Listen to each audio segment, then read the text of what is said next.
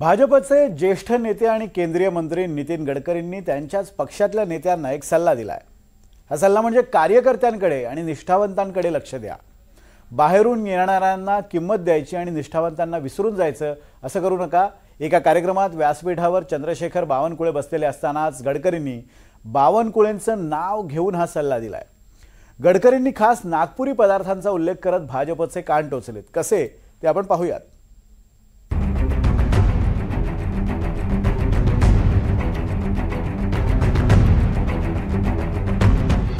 हा फोटो काही महिन्यांपूर्वीचा आहे। मुख्यमंत्री देवेंद्र फडणवीसांच्या एका कार्यक्रमातला हा फोटो आहे। या कार्यक्रमाला फडणवीसांच्या बाजूला पहा कोण कोण बसले ते। राष्ट्रवादीचे आमदार अनिल पाटील, राष्ट्रवादीचे खासदार प्रफुल्ल पटेल, अन्न आणि नागरी पुरवठा मंत्री छगन भुजबळ, भाजप खासदार नारायण राणे, भाजप खासदार अशोक चव्हाण, मध्ये मुख्यमंत्री देवेंद्र फडणवीस, उपमुख्यमंत्री अजित पवार आणि त्यांच्या बाजूला राष्ट्रवादीचे खासदार सुनील तटकरे। हा फोटो पाहून राज ठाकरेंनी केलेली टिप्पणी चांगलीच गाजली होती।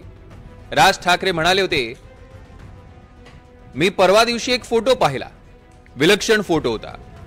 देवेंद्र फडणवीस मध्ये बसलेत कुठच्या तरी कार्यक्रमाला, त्यांच्या उजव्या बाजूला अजित पवार बसलेत, त्यांच्या बाजूला तटकरे आहेत, या बाजूला अशोक चव्हाण आहेत, त्यांच्या बाजूला भुजबळ आणि त्यांच्या बाजूला अजून कोण कोण कोण राणे आहेत त्यांच्यामध्ये। हा फोटो मी जेव्हा पहिल्यांदा पाहिला तेव्हा मला प्रश्न पडला की भारतीय जनता पार्टीचा मतदार आणि भाजपचे कार्यकर्ते या फोटोकडे कसे बघत असतील।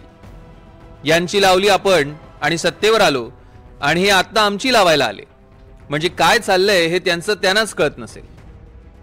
थोडक्यात काय तर भाजपमध्ये किंवा भाजप सोबत इतर पक्षातून आलेली जी सरमिसळ झालेली आहे त्यावर राज ठाकरेंनी बोट ठेवलं होतं। राज ठाकरेंना त्यांच्या चष्म्यातनं जे दिसलं तेच गडकरीही गेली काही वर्ष त्यांच्याच पक्षातले आयाराम उघड्या डोळ्यांनी पाहत आहेत। अखेर गडकरी या इन्कमिंगवर बोललेच।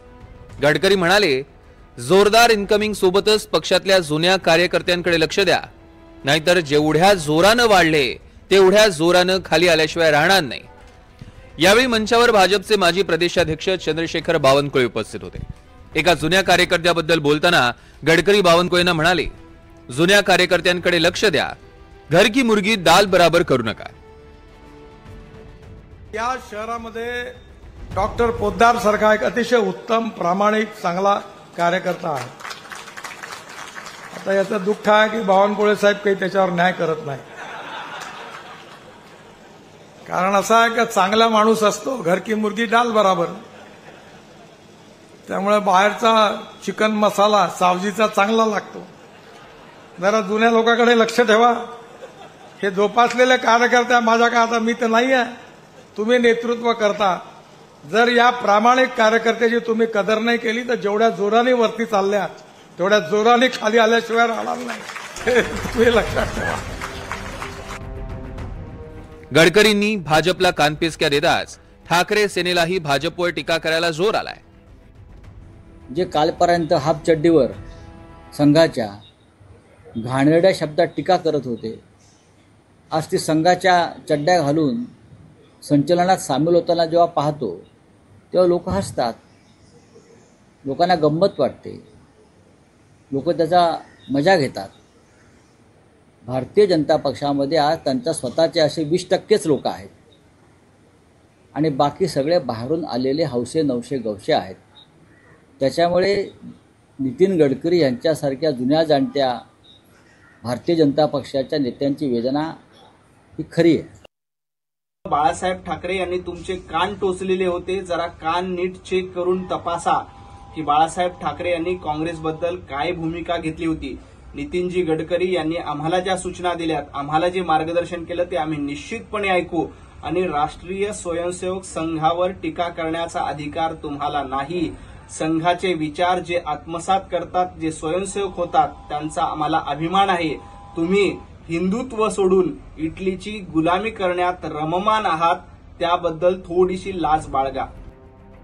गडकरी वरिष्ठ नेते आहेत। गडकरी जे बोलले त्याचा भाजप गांभीर्याने विचार करेल अशी प्रतिक्रिया शिंदे गटाने दिली। होऊ नये किंवा एखाद्या वेळेला इनकमिंग आणि आउटगोईंगच्या याच्यामध्ये काही फरक पडू नये म्हणून त्यांनी दिलेले ते एक संकेत आहेत त्याचा कदाचित भाजपवाले गांभीर्याने विचारही करतील. भाजपनं राधाकृष्ण विखे पाटील, शिवेंद्रराजे भोसले, संजय सावकारे, नितेश राणे, जयकुमार गोरे या इतर पक्षातनं आलेल्यांना मंत्रिपद दिलं. तर 2014 पासून जवळपास 150 नेते भाजपमध्ये आलेत अशी माहिती बावनकुळेंनीच दिली होती. एवढंच नव्हे तर येणाऱ्या महापालिका निवडणुकीतही इतर पक्षातनं कुठला स्ट्रॉंग नेता आला तर त्याला पक्षात घेण्याची भूमिका असेल असं स्वतः मुख्यमंत्री फडणवीसांनी स्पष्ट केलंय. भाजपमध्ये कुठलाही स्ट्रॉंग कार्यकर्ता जर आला तर त्याला घेण्याचीच आमची भूमिका आहे.